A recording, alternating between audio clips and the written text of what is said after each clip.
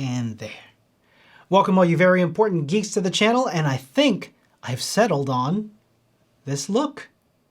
I started my channel in earnest at the beginning of the year, and I know some of you are in the same boat, so I decided that I would make this sort of video on how and why I decided on this look to hopefully give you some ideas and some ambition to set up your own projects. So, without further ado, let's break down this setup.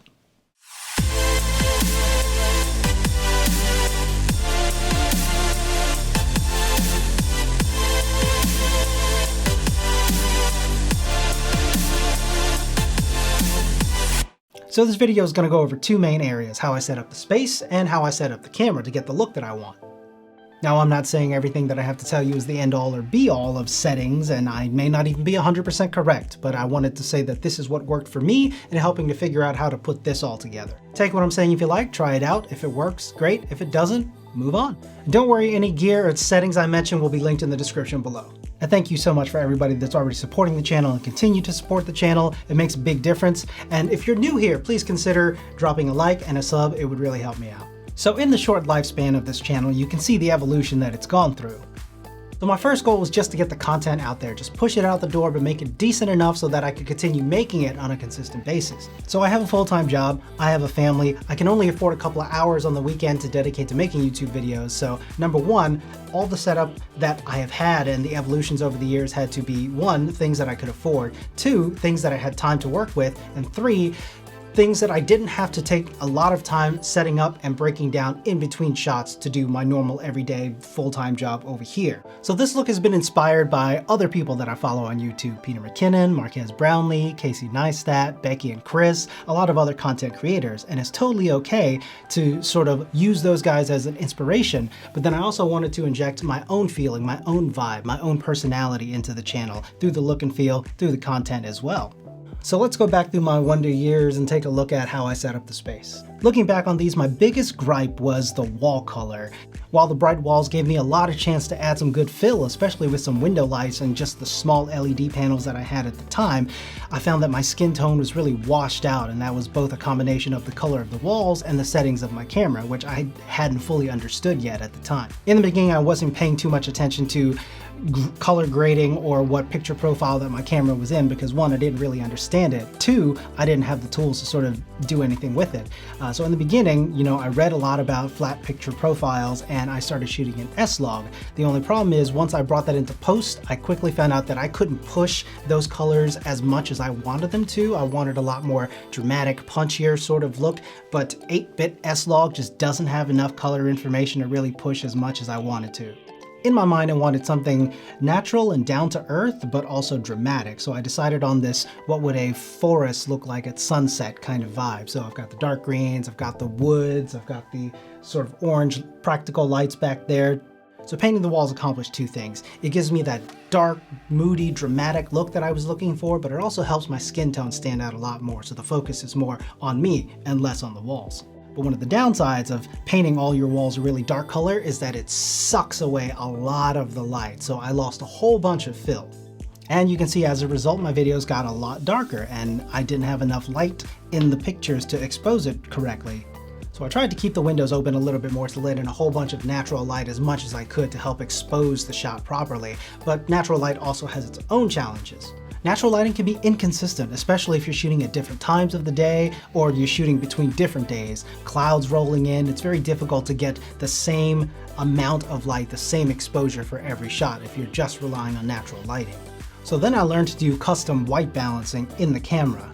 Before, I was just using the camera's auto white balance, which is perfectly fine in many situations, especially if you're running and gunning and there's a lot of changes happening to the light a lot. But the camera is just taking a guess based off of what it's seeing, and sometimes it doesn't guess quite correctly, and you'll end up having a lot more things to fix in post just trying to get the right exposure for every shot. So I decided I would get blackout curtains to eliminate any of the variation in natural light, and I invested in a pair of Godox SL60W video lights. So now I have full control over what the exposure and the lighting setup is like any time of day on any days of the week. So I'll do an in-depth review on the Godoxes in a different video, but I got the 5600K daylight version. They also sell a yellow light version, which I thought I needed, and I was kind of disappointed that I didn't pay attention to that. And when I got these, they were just the 5600K white versions, but that's actually what works really well for me. It's a nice, neutral, cool kind of light, and if I wanted to warm it up, then I warm it up in post, and it's perfectly fine.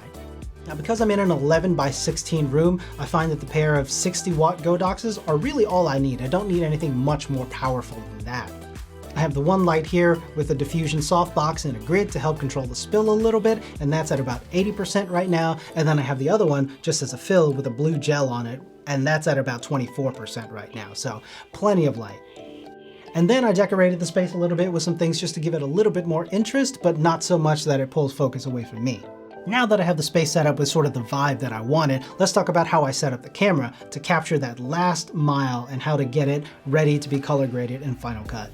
First, I switched to HLG2, which is picture profile 10 on the Sony a6400, which I'm filming with right now. A6400 is only capable of 8-bit color just out of the camera, so putting in an S-Log did not give me enough color information to get the sort of saturation and the colors that I wanted in post.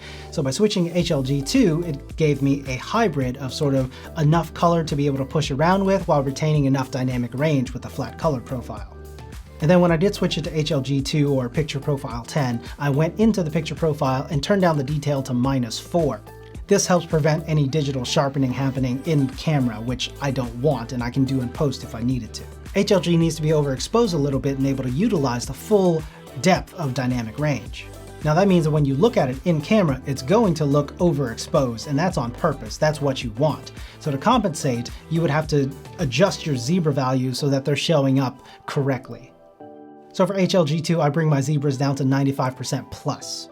And by overexposing it, it helps reduce noise in post, because when you bring down the exposure, you're also crushing any noise that may have crept into your video.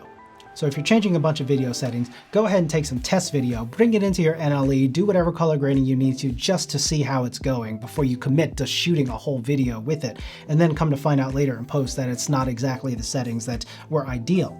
Turning the ISO down does two things. It helps keep the sensor from being too sensitive to light, and it also brings down any unintentional noise that may creep up into the video.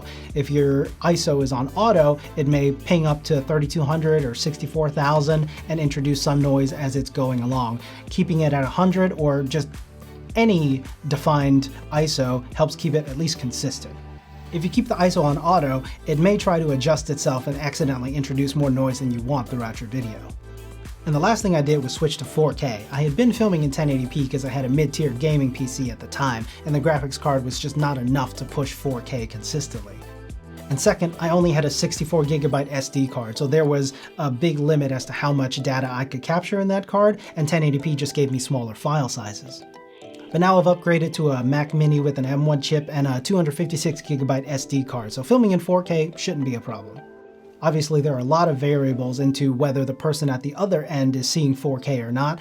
It's their internet connection, the device they're using, just how good their eyes are, whether they see any perceptible difference between 4K and 1080p. But when I was filming and testing 1080p versus 4K on my own computer, on my 4K screens, I could see a difference. And I just like the amount of detail, however small it was, that came out a little more from the 4K. Whether you see it or not, I don't know, but it doesn't hurt me any now to film in 4K. And from what I hear, it's anecdotal, but I've heard that 4K videos rank higher in YouTube. So if I can give myself that edge as a starting YouTube channel, I'm totally gonna do it. And then when I'm finally done with filming, I import everything into Final Cut, apply HDR tools to it, do some minor tweaking at the end just to give it that last little bit of polish, maybe correct for just some minor variations, and that's it. Bad cereal milk looking footage to forest sunset. So I hope this gives you guys some ideas and inspires you to do some tweaking around and play around with your look and feel for your videos. And as always, any likes or comments and subs are very much appreciated. Consider supporting me on Patreon, and until next time, geek out.